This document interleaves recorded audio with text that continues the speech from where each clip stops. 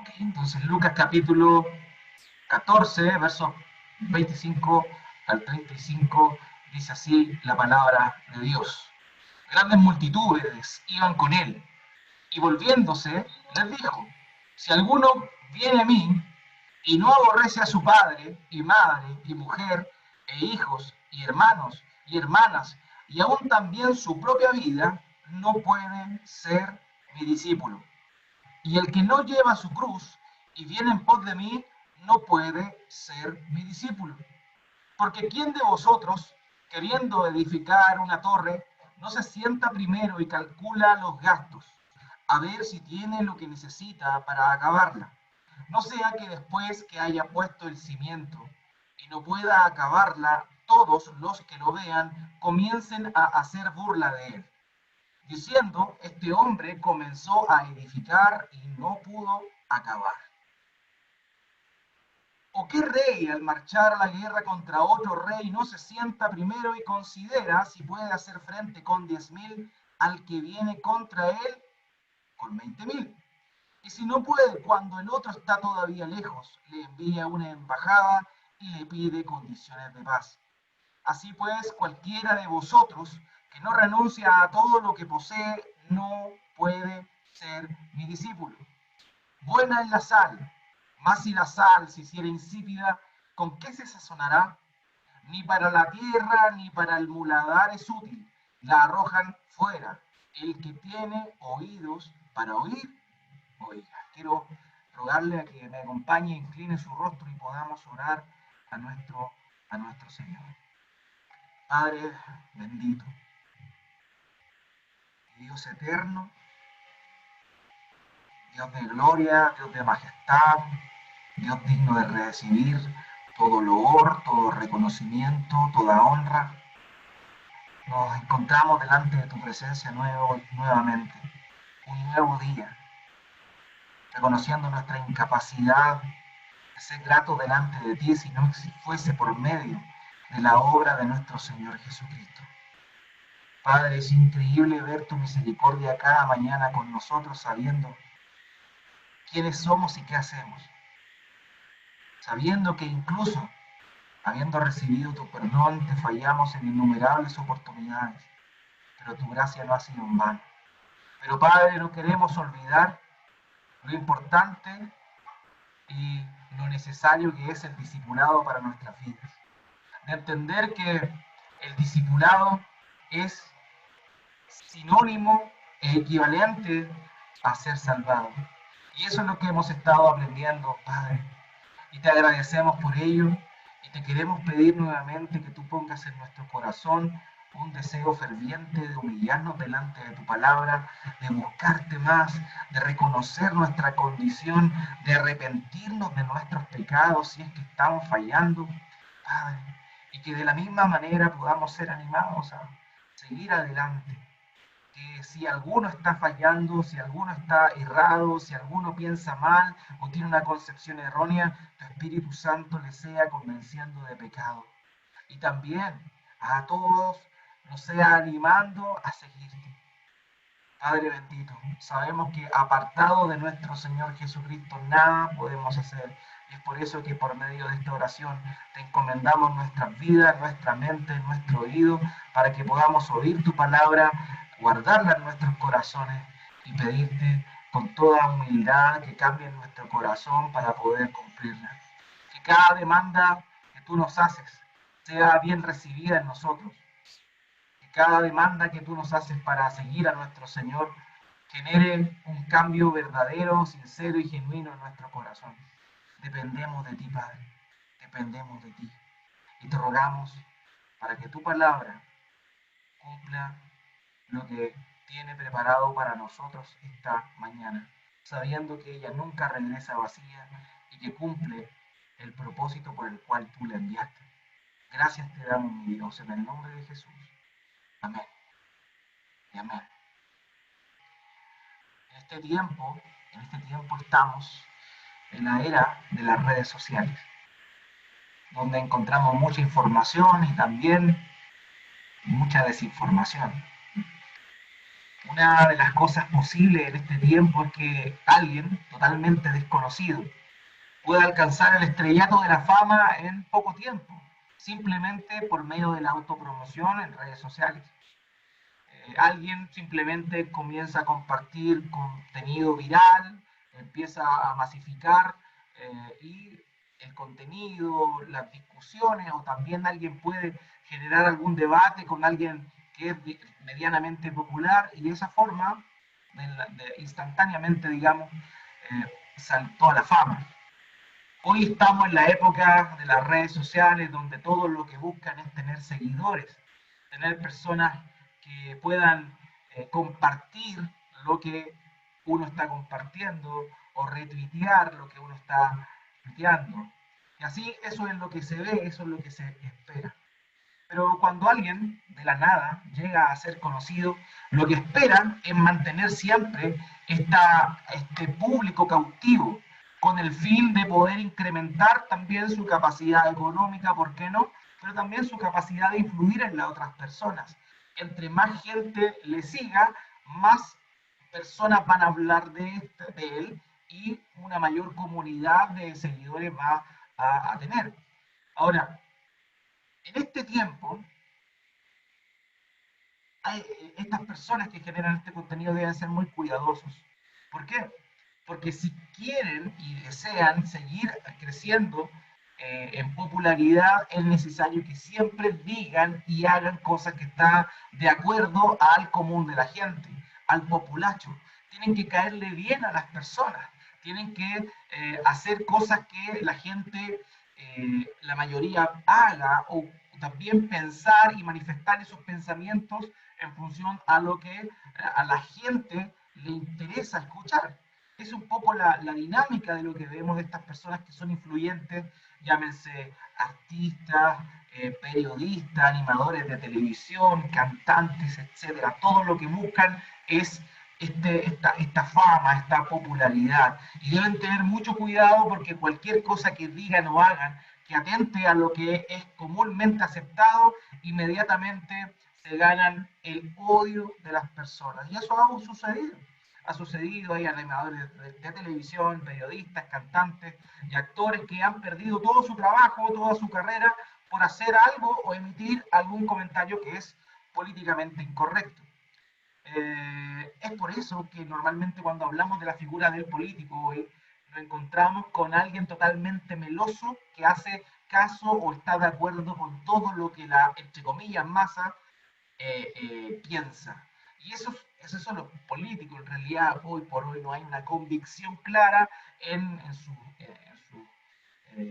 sus argumentos, sino realmente lo que importa es lo que la gente o la mayoría, entre comillas, piensa para que le generen votos y de esa manera poder mantenerse en el poder. No importa sus convicciones, no importa la inconsecuencia, no importa que alguna vez haya dicho una cosa, ahora dice otra, sin tapujos, sin miedo a nada. ¿Por qué? Porque realmente lo que atesoran son los seguidores, los fans. ¿Por qué? Porque aumentan su ego y también tienen influencia en los demás. Pero cuando nos encontramos con el Señor Jesucristo, vemos a alguien totalmente distinto a las personas que buscan fama el día de hoy. Cuando vemos a nuestro Señor, vemos en Él a alguien que no tenía ningún problema con ser políticamente incorrecto. Él no estaba ni ahí con ser políticamente incorrecto, porque él lo que quería no era traer personas cautivas y que le siguieran. Él quería no tener seguidores, él quería tener discípulos. Su propósito era ese. Por eso es que normalmente él se preocupaba específicamente de sus 12 discípulos. Y las veces que las personas en multitud, en masa, se agolpaban para seguirle, él de alguna manera trataba de zafarse de la situación, porque él lo que quería eran discípulos, no simplemente seguidores. Ahora eso es interesante, porque incluso para uno como pastor, uno le gustaría siempre que más personas oigan lo que uno tiene que decir, evidentemente porque está en función a la palabra de Dios. Imagínense cuánto más el Señor, quien era el verbo hecho carne, la palabra de Dios encarnada. ¿Quién más que él debería haber querido que todos le oyeran? Sin embargo, él no estaba interesado en atraer a falsos discípulos, sino a verdaderos discípulos. Verdaderos discípulos. Entonces, por ese motivo es que él actúa y reacciona de la siguiente manera que vimos en el verso que en los versos que acabamos de leer, que son un acto de una persona totalmente políticamente incorrecta. Por eso el título de la prédica de hoy es ese, un mensaje políticamente incorrecto. Y en él vamos a estar viendo 4 verdades sobre los que siguen a Cristo. Todos los que seguimos a Cristo debemos saber estas 4 verdades que nuestro Señor se encargó de darle a conocer a esta multitud que se agolpaba para seguirle. En primer lugar, no pueden tener un amor mayor. En segundo lugar, deben negarse a sí mismos. En tercer lugar, deben calcular el costo. Y en cuarto lugar, si no sirven, serán desechados. Esos son los 4 puntos que vamos a estar viendo esta mañana con respecto a este pasaje que acabamos de leer. La semana pasada, hace semanas anteriores, hemos estado hablando de personas particulares que se encontraron frente al llamado del Señor. Vimos, ¿cierto?, cómo este hombre escriba lo que quería seguir a Cristo y se ofreció a seguir a Cristo y el Señor le interpeló poniéndole en una encrucijada. De la misma manera vimos como otro hombre le pidió dejar primero entregar a su padre para luego seguirle. Y vimos, ¿cierto?, cómo el Señor llamó o respondió a personas particulares. Pero aquí estamos viendo la respuesta del Señor ante una masa de personas, una masa numerosa de personas. Y eso es lo que el pasaje manifiesta ahí. El Señor no estaba, como les decía, no perdía la oportunidad de llamar a discípulos, pero también de mostrarles cómo sería el camino que ellos debían seguir. Él no estaba interesado en los números, él estaba interesado en el corazón y la sinceridad de aquellos que realmente le iban a seguir. Entonces eso es un patrón importante dentro del reino de Dios. El patrón numérico es importante. El Señor Jesucristo estuvo 3 años y medio aproximado de ministerio y solamente 12 fueron sus discípulos, los cuales incluso en el momento de su aprehensión huyeron, quedando solamente Juan junto a María en el lugar de la crucifixión. Todos los demás discípulos huyeron, se dispersaron. Eso es lo que generó Jesús. Eso es lo que sucedió. Cualquiera podría decir que su ministerio fue sumamente inefectivo, pero después vemos que el Espíritu Santo capacita a estos hombres. Entonces, el Señor tenía un verdadero interés en preparar discípulos, pero no con mentiras, no con medias verdades, sino mostrándoles lo que realmente debían hacer. Y es así como llegamos al primer punto de lo que aparece descrito en el versículo 26. Acompáñenme por favor al versículo 26. Él le dice, si alguno viene a mí y no aborrece a su padre y madre y mujer e hijos y hermanos y hermanas y aún también su propia vida, no puede ser mi discípulo. O sea, aquí hay una primera barrera que vemos nosotros que levanta el Señor Jesucristo para toda esa multitud, para que se fueran descartando de a uno. Él le dice, si tú vienes a mí, no aborreces padre, madre, mujer, e hijos, hermanos, hermanas, y aún tu propia vida, no puedes ser mi discípulo. Note esto, no importa si la gente quiere seguirle, no importa si tú quieres seguirle, no importa si tú vas a él. Él dijo, si alguno viene a mí y no aborrece a todo este listado de cosas, realmente tú no puedes ser mi discípulo.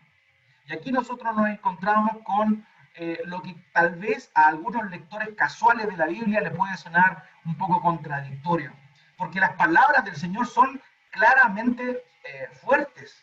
No hay nada que una persona que oía este mensaje en ese momento en vivo y en directo, realmente le impactaba el tenor de las palabras de nuestro Señor Jesucristo. ¿Cómo? ¿Acaso tengo que aborrecer a mi padre, aborrecer a mi madre, a mi mujer, a mis hijos, a mis hermanos, a mis hermanas, incluso aborrecer mi propia vida? ¿Acaso el Señor mismo nos había enseñado que había que honrar a padre y madre?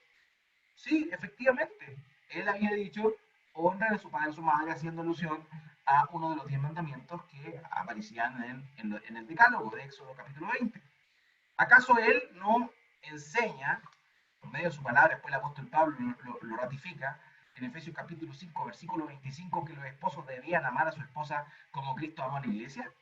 Entonces, ¿por qué le está diciendo primero debes aborrecer a tus padres, debes aborrecer a tu esposa?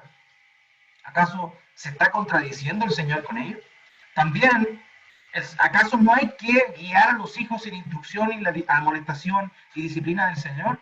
Claramente sí, eso es cierto. Entonces, ¿qué significa lo que nuestro Señor está diciendo acá? Es importante porque la palabra que se traduce como aborrece puede ser traducida fácilmente como abomina u odia. O sea, si cambiamos la palabra, el Señor Jesucristo dijo, si alguno viene a mí y no abomina a su padre, a su madre, o bien no odia a su padre, a su madre, no puede ser mi discípulo. Eso es tremendo lo que está diciendo nuestro Señor acá. Esa palabra, aborrece, aparece en el Antiguo Testamento griego y es empleada, por ejemplo, en Malaquías capítulo 1, versículo 2 al 3, cuando se dice que Dios aborreció a Esaú.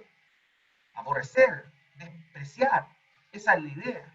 También Lea utiliza esa misma palabra cuando Dios le da a ella a su hijo Simeón, según lo que aparece en Génesis capítulo 29, versículo 33, donde dice, Dios oyó mi oración porque yo había sido menospreciada, él oyó mi oración y me dio un hijo.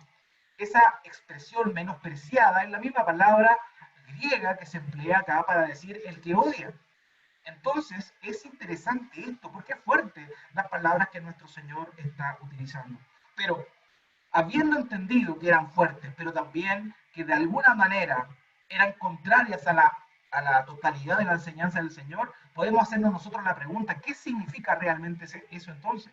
¿Qué significa esa expresión que debe aborrecer? Esto es una figura literaria utilizada en ese entonces, que se llama una hipérbole semítica. Una hipérbole semítica era una expresión totalmente dura con el fin de representar una verdad transversal. Un autor dijo lo siguiente al respecto a esto. Jesús no nos dice que odiemos de manera activa. Él nos pide que lo hagamos de forma comparativa. Él dice, quiero que me sigas de una manera tan completa, intensa y duradera, que en comparación con el resto de tus relaciones, de tu vida, parezcan obvio. Si dices, te obedeceré, Jesús, si mi carrera prospera, si tengo buena salud, si mi familia está unida, entonces aquello que está detrás del sí es tu verdadero Señor, tu verdadero objetivo. Sin embargo, Jesús no va a ser un medio para lograr un fin. No se le puede utilizar. Si te llama para que le sigas, Él tiene que ser el objetivo. Entonces, ¿qué está diciendo este autor acá a la hora de explicar este pasaje? Que el amor que un cristiano verdadero, un seguidor de Cristo debe sentir por sus padres, que el amor que un cristiano verdadero debe sentir por su esposa, por su esposo, por sus hijos, por su familia, sus parientes, debe ser considerado a la vista de Dios como odio en función de la cantidad de amor que el seguidor de Cristo tiene con Dios. O sea, amo tanto a Dios de una manera tan completa, tan íntegra, que mi amor por mi esposa, mi amor por mis padres, mi amor por mis hijos, delante de los ojos de Dios son considerados como odio hacia ellos. Es tan grande mi amor que todos los demás amores pueden ser vistos incluso como un odio. Esa es la esencia de lo que el Señor está diciendo en esta oportunidad, empleando este lenguaje tan fuerte, tan fuerte. Ahora, ¿cuál es el gran problema de esto? Obviamente suena fuerte. Y nosotros decimos, es verdad, hay que poner a Dios sobre todo. Él es primero que mis padres, Él es primero que mi esposa, Él debe ser primero que mis hijos. Cuando en la realidad eso no es así. Eso no es así, no ponemos a Dios en primer lugar. Pero hay algo también importante que debemos notar, hermanos míos. Que es que si el Señor utiliza esto como una comparación del amor que debemos tener para con Él, y nosotros vemos el amor que tenemos hoy por nuestros padres, esposas, hijos, hermanos, etcétera, realmente estamos mucho más atrás de lo que pensábamos. ¿Por qué? Porque ¿cuántos hijos hoy están preocupados de sus padres? Sobre todo los que tienen padres mayores y están tal vez pasando un momento difícil. Es común ver, tristemente, incluso en la iglesia cristiana, hermanos o hermanas, discípulos de Cristo, que dicen seguir a Cristo, pero no tienen misericordia, incluso de sus padres en su vejez, porque estos tal vez fueron malos o cometieron algún acto recriminable durante sus años más tempranos. Entonces imagínense, si el amor que yo debo tener a Dios es más grande que el amor que debo tener con mi padre, o con mi madre, o con mi esposa, eso es tremendo, porque si ni siquiera tenemos amor por nuestros padres ahora, imagínense cómo vamos a compararnos con el amor para con Dios. O sea, si no puedo, si los esposos no pueden conversar con su esposa, ¿de qué manera, de qué amor me está hablando con Dios? Si un padre prefiere que su hijo lo eduque en los juegos, lo eduque en las redes sociales, en vez de involucrarse él en la educación, instrucción, en el cuidado de su hijo, ¿de qué amor a Dios me está hablando? Si ni siquiera ama a sus hijos, si ni siquiera ama a su esposa, si ni siquiera cuida de sus padres. Entonces, esto es mucho más brutal de lo que parece cuando hacemos una aplicación más fina en nuestro corazón. O sea, imagínense, si el amor que tenemos por los nuestros debe parecer odio a la hora de ser comparado con el amor con Dios, entonces no amamos nada a Dios porque ni siquiera amamos a quienes son nuestros más cercanos. Hermanos, eso es increíble. El nivel de negación al cual nosotros debemos llegar por seguir a Cristo es fundamental y es un pilar sólido y es la primera barrera para todos aquellos falsos discípulos. Hay muchas personas que priorizan cualquier cosa antes que Cristo. Todos tenemos responsabilidades, todos tenemos que amar. El mandamiento bíblico es claro: honrar a nuestros padres, amar a nuestras esposas, sujetarnos a nuestros esposos, en el caso de las mujeres, amonestar con disciplina del Señor a nuestros hijos. Todos esos son mandamientos que tenemos que hacer, pero no los estamos haciendo. No los estamos haciendo. Muchos tal vez no lo están haciendo. Entonces, ¿de qué amor por Dios me hablas? ¿De qué características de un seguidor de Cristo estamos hablando? Eso es lo primero. Un verdadero seguidor de Cristo debe amar de tal manera al Señor que su amor por los demás debe ser considerado como un odio. Y no tan solo debe aborrecer, digamos, sino también aborrecerse a sí mismo. Por ese motivo es que muchas veces nos parece tan chocante oír noticias de Medio Oriente, no sé, ver los canales como La Voz de los Mártires, donde se muestra hermanos que están siendo torturados por su fe en Cristo. Y nosotros muchas veces nos apinamos. Hermano, a mí no me da pena cuando veo esas noticias. A mí me da vergüenza, vergüenza por el tipo de cristianismo que vivimos nosotros. Estos hermanos están dispuestos a negarse a sí mismos, a su propia vida, a su integridad, por seguir a Cristo. Pero en este lado del mundo estamos súper bien. En este lado del mundo nos consideramos radicales por nada. Hermano, eso es ser radical verdaderamente. Seguir a Cristo. Ir en contra de lo que la cultura enseña, pero no peleando contra la cultura, sino combatiéndolo de verdad, no con nuestras palabras, sino con nuestros hechos. No te metas con tus hijos, con mis hijos, perdón. Esa es la proclama también de mucha gente que es creyente, lo cual está bien, evidentemente. El problema es que ellos tampoco quieren meterse con sus hijos. No quieren que nadie se meta, pero ellos tampoco se meten. Ese es el tipo de creyentes que hay hoy. Y el Señor dice: no, tranquilo, alto. Tú no puedes ser mi discípulo, porque si piensas así, si actúas así, tú no puedes ser mi discípulo. O sea, debemos analizar nuestro corazón. Debemos ver nuestro actuar. Debemos ver realmente si nuestro amor por Dios es tan grande, más grande incluso que el gran amor que debemos tener por nuestros seres más cercanos. Pero también ver si estamos dispuestos a negarnos a nosotros mismos, a dar nuestra vida por Cristo. O sea, debemos analizar nuestro corazón. Debemos ver nuestro corazón. Vivimos tan occidentalizados tan ajenos a la realidad que muchos hermanos están viviendo en otros lados, donde tienen que ocultarse, donde tienen que realmente ahí están siendo perseguidos, realmente ahí los gobiernos los quieren matar. Lo que vemos en otros países no es nada. Que le quiten la posibilidad de reunirse y que se junten la gente en la iglesia igual, en contra de un gobierno, en contra de un Estado, la verdad eso no es radical. Si te siguen por, si te persiguen por predicar a Cristo, por creer en Cristo, eso sí es radical. Por amar a Cristo, por seguirle a Él. Entonces tenemos que definir bien y dejar nuestra mente occidentalizada y ver la verdad. ¿Estamos realmente siguiendo a Cristo como Él dijo? Aquí, créanme que cuando el Señor dijo esto, la mitad prácticamente de los que le seguían tienen que haber seguido, haber dado, y con esto me permito la especulación, tienen que haber dado media vuelta y se fueron. Esa multitud que se agolpaba para ir tras Jesús tiene que haber seguido. Este mensaje era muy fuerte. Pero eso también nos lleva a nuestro segundo punto. Lucas capítulo 14, versículo 27. Y el que no lleva su cruz y viene en pos de mí, no puede ser mi discípulo. Aquí vemos otra cláusula, otra prohibición, otro requisito necesario para ser un seguidor de Cristo.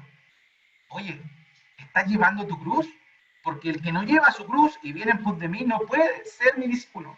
El mismo Señor Jesucristo, en Lucas, pero capítulo 5, dijo, el que no toma su cruz cada día y me sigue no puede ser mi discípulo. Cada día llevar la cruz. Ahora bien, ¿qué significa llevar la cruz? Sobre todo, viéndolo desde la perspectiva de los que escucharon este mensaje. Porque para nosotros la cruz ya tiene una connotación.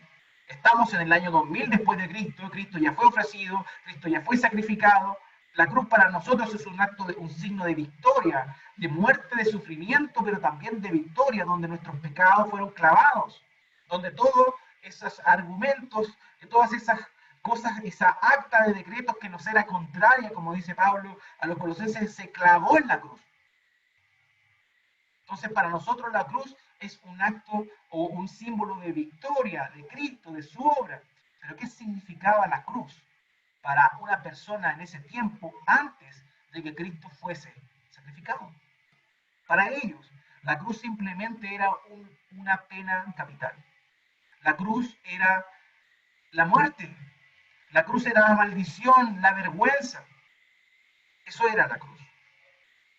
Cuando el Señor dice esto, el que no lleva su cruz y viene en pos de mí no puede ser mi discípulo, no se está refiriendo a la cruz completa, sino a lo mismo que cargó el Señor, que fue la vara horizontal de la cruz, llamado el patíbulo.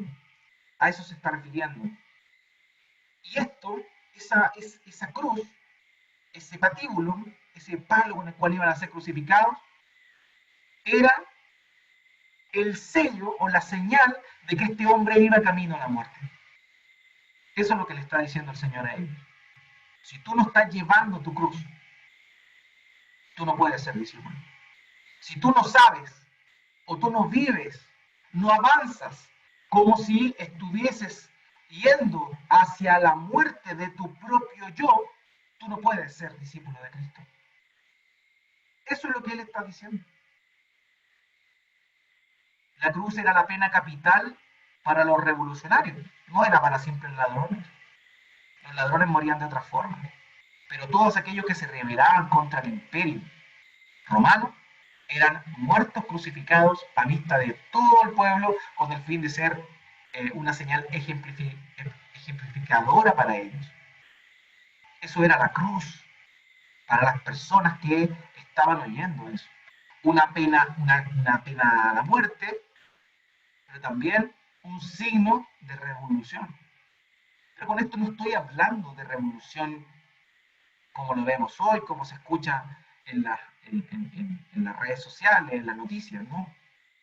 Estamos hablando de una revolución espiritual, donde el mensaje de Cristo trastorna a las personas para que ya no vivan de acuerdo al modelo de este mundo, sino que ahora se revolucionen, vayan en contra de ese sistema de pensamiento y vivan una vida que glorifica a Dios. Pero también la cruz es una señal de muerte, de una sentencia de muerte. Eso es lo que significaba. Un autor dijo, la cruz de los discípulos no era una mera metáfora de sufrimiento inocente, sino que era el destino de los revolucionarios. La revolución de Jesús era en un nivel espiritual. Hermanos, esa revolución espiritual implica la muerte del propio yo, implica cargar con la marca distintiva de ser un creyente. Muchas veces creemos que seguir a Cristo es para todos, y ciertamente el mensaje y la invitación es universal, pero solamente pueden seguir a Cristo los que entienden esto. Y por ese motivo es que hay mucha gente que en algún momento manifestó seguir a Cristo, pero que ya no le sigue. Y ahí quedó. ¿Por qué? Porque se dio cuenta que para seguir a Cristo era necesario negarse a sí mismo y no estaban dispuestos a hacerlo. Es necesario, hermano, que lleves la cruz. Y ahora te pregunto, si miras detrás tuyo, en tu espalda, ¿estás llevando la cruz o no la estás llevando? Quizá en tu espalda estás llevando otras cosas, pero no la cruz de Cristo. No tu cruz, perdón, la que Cristo mencionó.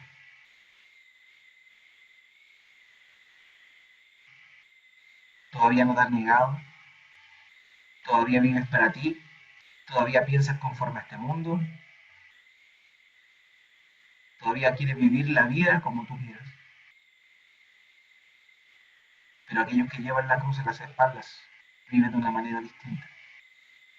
Aquellos que llevan la cruz en la espalda son aquellos que saben que para este mundo van camino a la muerte, pero que en realidad hay una corona esperando en la vida venidera. Aquel que porta su cruz es el verdadero discípulo.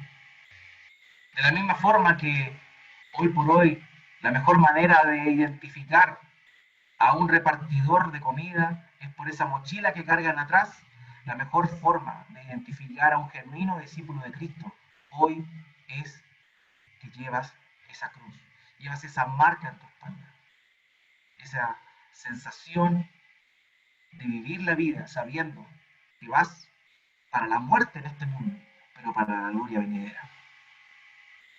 La cruz significa maldición, la cruz significa muerte. Dietrich Bonhoeffer, un pastor que se resistió a el holocausto judío en el tiempo de Adolf Hitler, dijo lo siguiente: cuando Cristo llama a un hombre, lo está invitando a morir. Ese es el llamado al discipulado, a morir, a morir. ¿Estás cargando esa cruz? ¿Qué estás llevando en tu espalda?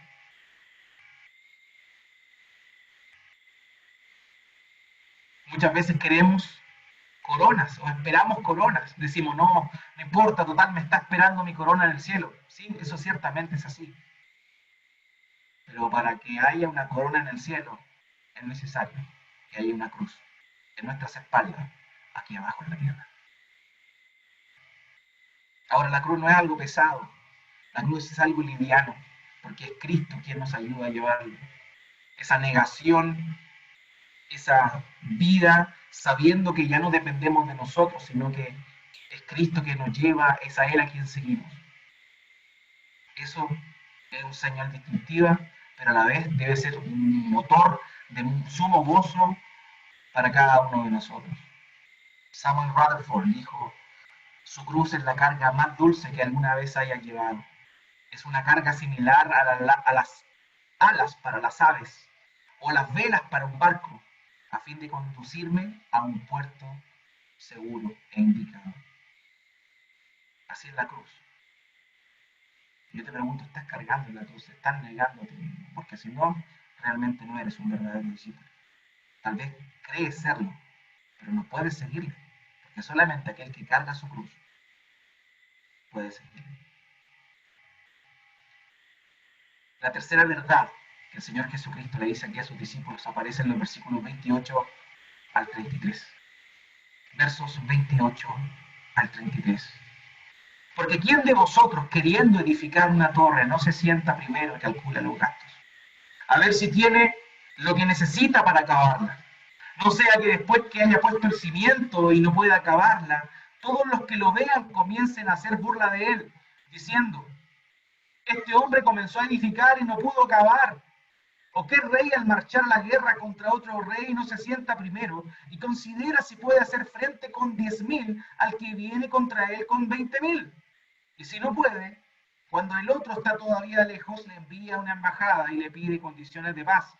Así pues, cualquiera de vosotros que no renuncia a todo lo que posee no puede ser mi discípulo. Esta es la tercera verdad sobre el verdadero discípulo y sobre quién no puede ser discípulo. En primer lugar, lo vimos, amar al Señor por sobre todas las obligaciones de amor que tenemos en este mundo. En segundo lugar, morir a nosotros mismos cargando la cruz y siguiéndole.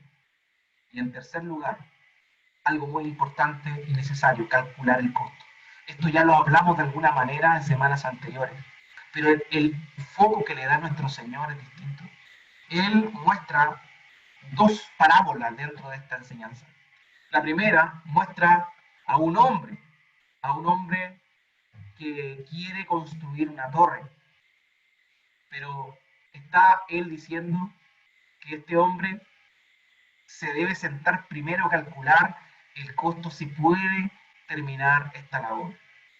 ¿Qué nos quiere decir el Señor entre líneas con esta parte de la enseñanza? Entendiendo que ambas, tanto la de la torre como la del rey que va a la guerra, se están refiriendo a lo mismo, pero hay dos elementos distintos que cada una de estas enseñanzas nos muestran.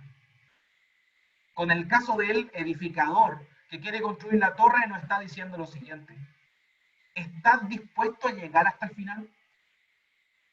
Considérate, analízate, ve los costos. ¿Estás dispuesto a llegar al final? Eso es lo primero. Si comenzaste a seguir a Cristo, ¿estás dispuesto a llegar hasta el final? Sabiendo que el cristianismo, sabiendo que la vida de discipulado en el Señor es una vida de baches. ¿Estás dispuesto a llegar al final?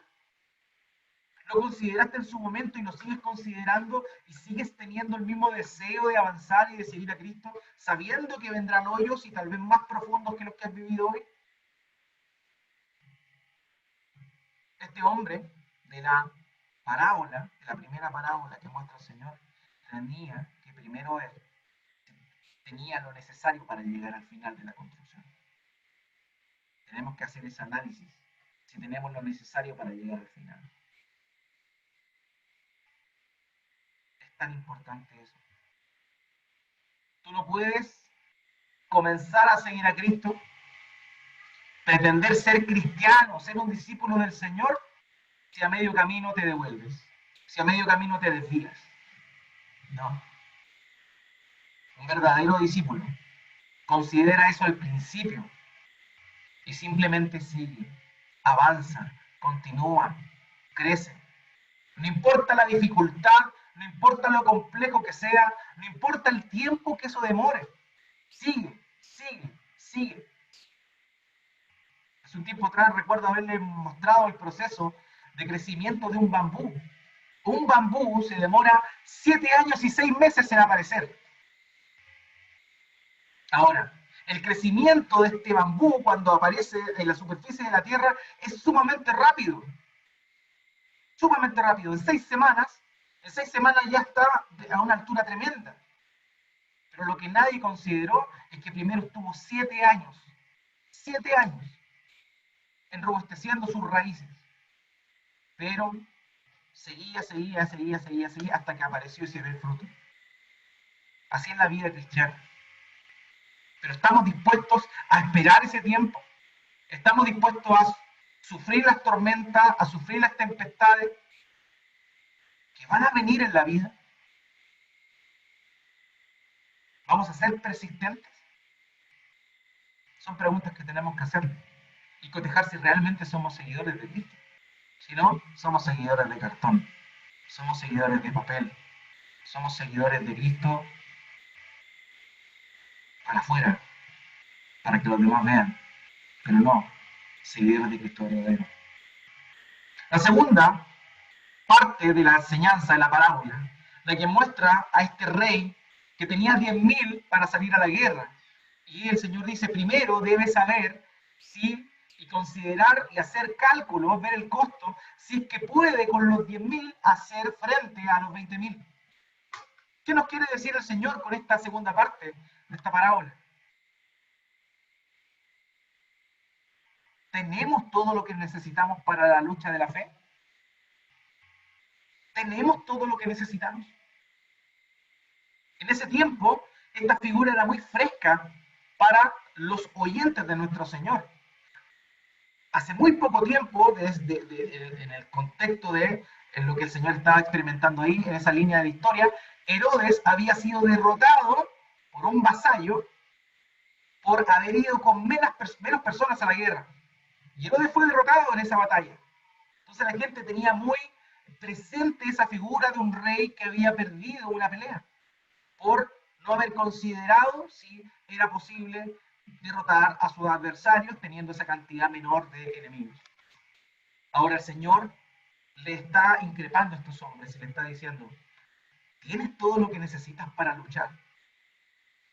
Nuestro Señor utiliza esta figura, esta parábola en función a la guerra, porque el discipulado es una guerra, es una batalla, tenemos un enemigo. ¿Es suficiente con nosotros o no? No lo es, ciertamente. Necesitamos a Cristo. Pero si nosotros comenzamos a seguir a Cristo y consideramos que le tenemos a Él, que Él está a nuestro lado, podemos ganar, podemos derrotar a nuestro adversario, el diablo. Ese es el segundo elemento de esta pregunta que hace él. El primero, con la historia del constructor, es si estamos dispuestos a llegar al final. Y la segunda, con esta parábola del rey que va a la guerra, nos hace la siguiente pregunta: ¿tenemos lo que necesitamos para esta lucha? Tenemos que poder responder ante esa situación. Somos débiles, pero tenemos a Cristo. Vamos para adelante. Sigamos adelante. Sigamos batallando. Eso es lo que el Señor Jesucristo quiere de sus discípulos. Eso es lo que Él quiere de ti, si realmente vas a seguir a Cristo. Porque no hay nada más gozoso o que le genere más gusto al mundo que ver a una persona que comenzó a seguir a Cristo y que volvió atrás. Fíjese que el mundo se goza con eso. Lo disfruta porque ven y aprovechan de autoexcusarse que la fe no funciona, que la fe no sirve. Y ya de esa manera también le bajan el perfil a la gloria de Dios. Pero yo sé que tú conoces a muchas personas que comenzaron tal vez contigo, pero que hoy ya no están. Que comenzaron e iban como avión, pero como avión se fueron en picada. Y el mundo se goza con eso. Los enemigos de Cristo se gozan cuando ven que alguien renuncia a la fe. Estás dispuesto a seguir. Tienes todo lo necesario para esta batalla. Analízalo, piénsalo, medítalo y ruégale a Dios que te ayude a seguir en este peregrinar. Es triste ver hombres que aparentemente eran mejores que uno, que tenían mayores capacidades, que tenían cosas que uno no tenía. Uno podría fácilmente decir que eran mejor que uno, pero hoy ya no están en la fe. Hoy ya no están en la fe. Nunca olvido un pastor americano, Joshua Harris, un hombre que muy joven escribió un libro que se llamaba Le dije adiós a las citas amorosas, en el cual él explicaba, siendo muy joven, habiéndose recién casado, que lo mejor era mantenerse, guardarse para la mujer que iba a ser la esposa. Un hombre que sin duda y cuyo libro impactó la vida de muchos jóvenes en determinación. Pero ¿qué pasó con Joshua James? echó a Harris, abandonó la fe, dejó el pastorado, se divorció de su esposa y hoy apoya al movimiento LGTB. Y el mundo se goza, el mundo está feliz. Marty Sampson, uno de los líderes de Hillsong Church, la iglesia Hillsong en Australia, un hombre que para mi gusto compuso las canciones más bonitas de Hillsong.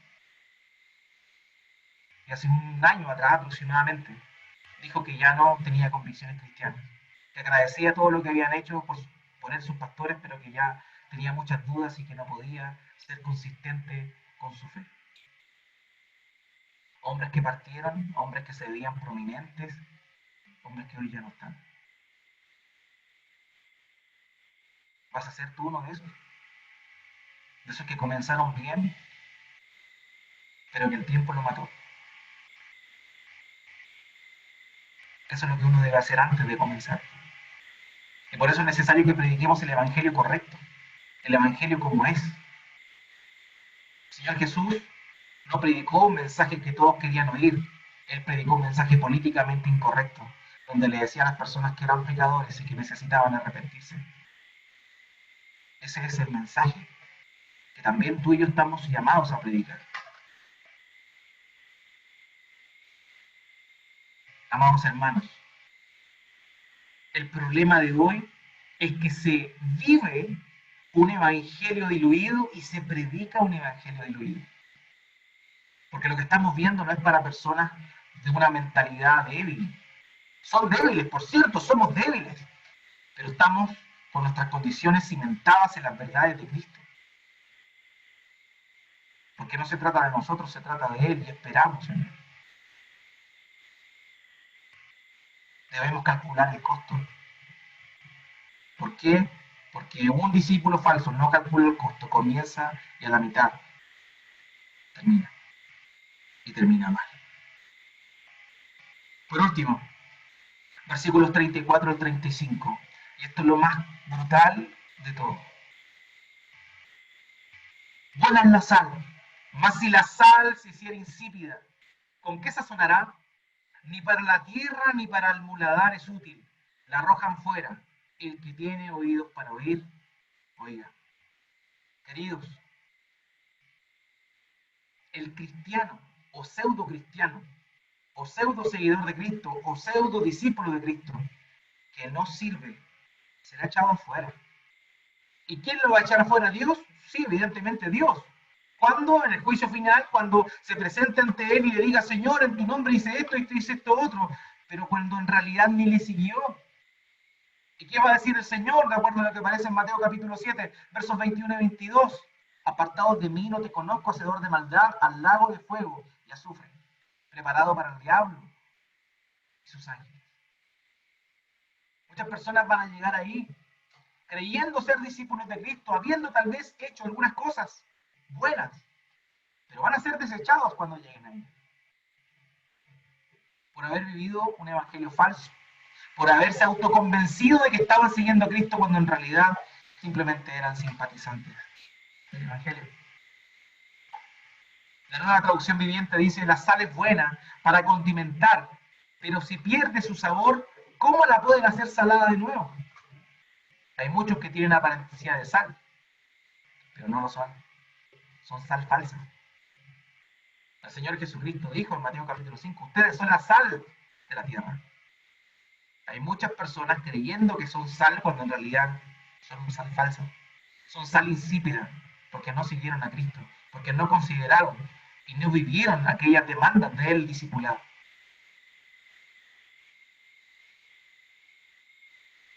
La traducción al lenguaje actual es más brutal todavía. Dice, la sal es buena, pero cuando pierde sus capacidades, se tira a la basura. Eso es lo que sucede. Eso es lo que sucede.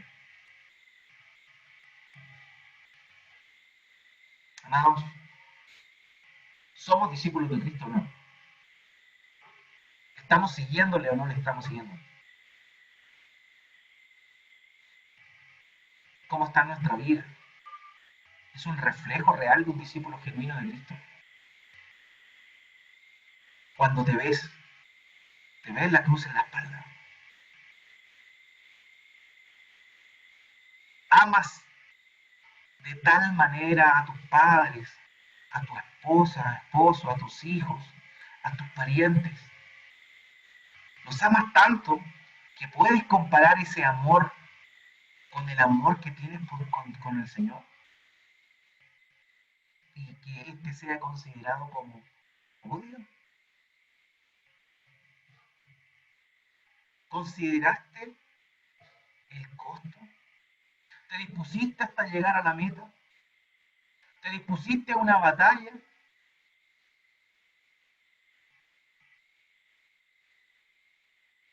Es cuando nos encontramos con estas cosas que recordamos lo que analizamos la semana pasada. Solamente un pecador puede oír el mensaje, el llamado de Cristo y seguirle. Porque eso es lo que somos. Somos tan inconsecuentes e imposibilitados de hacer esto. Es el Señor quien lo hace por nosotros. Y nuestra ganancia está en nuestra dependencia de Él, pero también está en nuestra determinación. Dios hace el 100%, claro, pero tú también haces el 100%. Tú sigues a Cristo, tú determinas seguir a Cristo. Tú amas a Cristo. Tú te niegas a ti mismo, aborreces tu vida, te despojas de tus pertenencias, no le consideras el valor que el mundo le tiene. Las cuidas, por cierto, pero no son trascendentes para ti.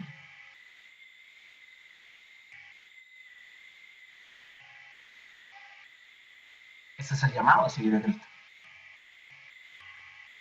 Pero estamos siguiendo. Debemos reflexionar, debemos orar, debemos pedirle a nuestro Dios que nos ayude a seguirle y serle fiel como Él lo merece. Cuando entendemos esto es fácil y no nos sorprende ver a estos hombres que entregaron su vida por Cristo. Ver cómo aquel que le negó 3 veces no quiso ser considerado como digno de morir de la misma forma que murió su Señor y pidió ser crucificado de cabeza. Tal es el caso de Pedro.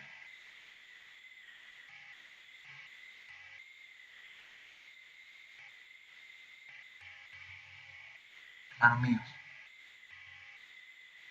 es tiempo de seguir buscando al Señor, seguir a pie firme, creciendo, amándonos lo uno a lo otro, buscando su palabra y sobre todo mostrar a Él que realmente le estamos siguiendo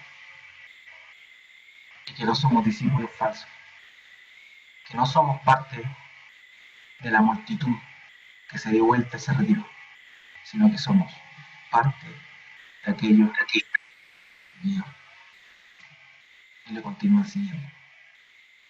Que nuestro Dios nos ayude a ser discípulos verdaderos de Cristo, para la gloria de su nombre, para la gloria de aquel que envió a su Hijo a este mundo a humillarse, a cargar por nuestros pecados en aquella cruz, a la cual hoy te ha invitado a ti y a mí a cargar también. Oremos al Señor. Padre bendito, gracias te damos por tu palabra. Sin duda alguna, son palabras fuertes que confrontan nuestro corazón, que confrontan nuestra acción. Son palabras que no quisiéramos oír, pero que ahí están y son verídicas.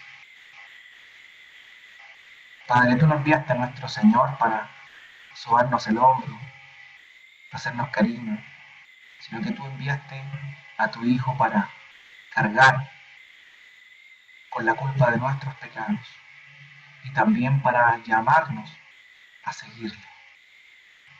Mi Dios, anhelamos seguirle. Deseamos ser discípulos, deseamos ser seguidores de nuestro Señor. Donde Él quiera que vaya, iremos. Donde Él quiera que nos mande, iremos. Lo que Él quiera que hagamos, lo haremos. Ayúdanos, mi Dios. Ayúdanos, mi Dios. Enciende un fuego en nuestro corazón. Enciende un anhelo en nuestro corazón. Porque ¿cómo vamos a ir a ser discípulos si ni siquiera nosotros somos discípulos tuyos? ¿Cómo vamos a cumplir esa comisión si ni siquiera nosotros estamos caminando como deberíamos caminar? Padre, perdónanos. Padre, ayúdanos. Por la gloria de tu nombre. Para la gloria de tu nombre. A ser como Cristo y a ser fieles seguidores. Gracias te damos por tu palabra. Gracias por nutrirnos con ella, por confrontar nuestro corazón, pero también por animarnos a seguir adelante. Porque sabemos que eres tú quien nos mantiene firmes en Cristo Jesús. Gracias, Padre, en el nombre de nuestro Señor oramos. Amén.